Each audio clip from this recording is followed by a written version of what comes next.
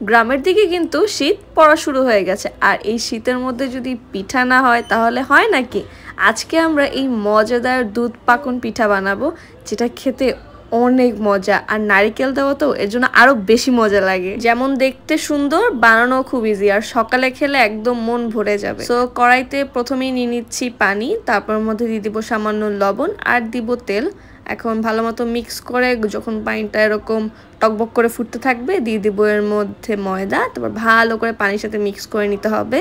এখন চুলা থেকে নামিয়ে গরম গরমই ডোটা হাত দিয়ে মেজে নিতে হবে ভালো করে। তারপর মধ্যে দিয়ে দিব একটা ডিম আর দিয়ে দিব প্রাণের ঘি। এখন ঘিটা দিয়ে ভালো করে হাত দিয়ে মিক্স করে নিতে হবে সবকিছুকে, যেন ডোটা একদম সফট হয়ে যায়, একদম তুলমুলে।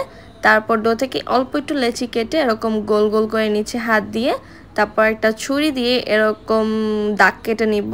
আমরা এখন এইটা দিয়ে সূর্যমুখী ফুলের টাইপের একটা ফুল বানাবো।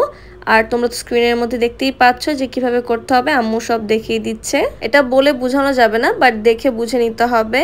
আর এর মধ্যে যারা যারা আমাদের ফেসবুক পেজে ফলো দাওনি, কারিমা রহমান ফেসবুক পেজে ফলো দিয়ে আসো, লিঙ্ক কিন্তু প্রোফাইলই দেওয়া আছে। অ্যান্ড আমাদের ফুলটাও বানানো হয়ে গেছে, আর অনেক রকমের ফুলও বানিয়ে নিয়েছি।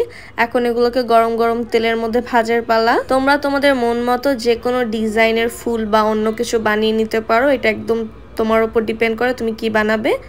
আর এখন এগুলোকে ভেজে নিচ্ছি গরম তেলের মধ্যে, আর এরকম গোল্ডেন ফ্রাই হয়ে আসলে আমরা এগুলোকে উঠিয়ে নিব একটা প্লেটের মধ্যে। আজ এটা দুধে ভেজানো পিঠা, এর জন্য এখন দুধটাকে রেডি করব। আমরা একটা প্যানের মধ্যে নিয়ে নিচ্ছি দুধ অনেকটা পরিমাণ, তারপরের মধ্যে দিয়ে দিচ্ছি নারিকেল কোরানো, আর এটা আমার ফ্রোজেন নারিকেল ছিল, ওটাই দিয়ে দিচ্ছি। তারপরের মধ্যে দিয়ে দিব স্বাদ মতো লবণ আর দিব চিনি। তারপরের মধ্যে দিয়ে দিব গুঁড়ো দুধ আর দিব মশলা। আস্ত মশলার মধ্যে শুধু আমরা এলাচ, দারচিনি আর দিব তেজপাতা, এই তিনটা মশলা দিলেই চলবে।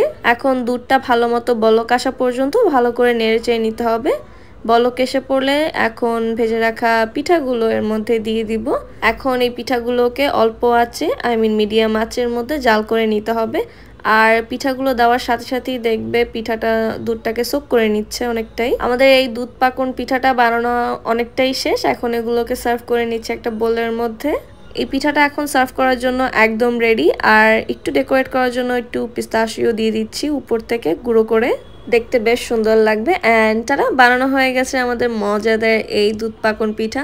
অ্যান্ড গাইস, এটা কিন্তু গরম আর ঠান্ডা দুইভাবে খেতেই খুব মজা লাগে আমার কাছে। আর দেখলে তো এটা বানানো কিন্তু খুবই সহজ ছিল।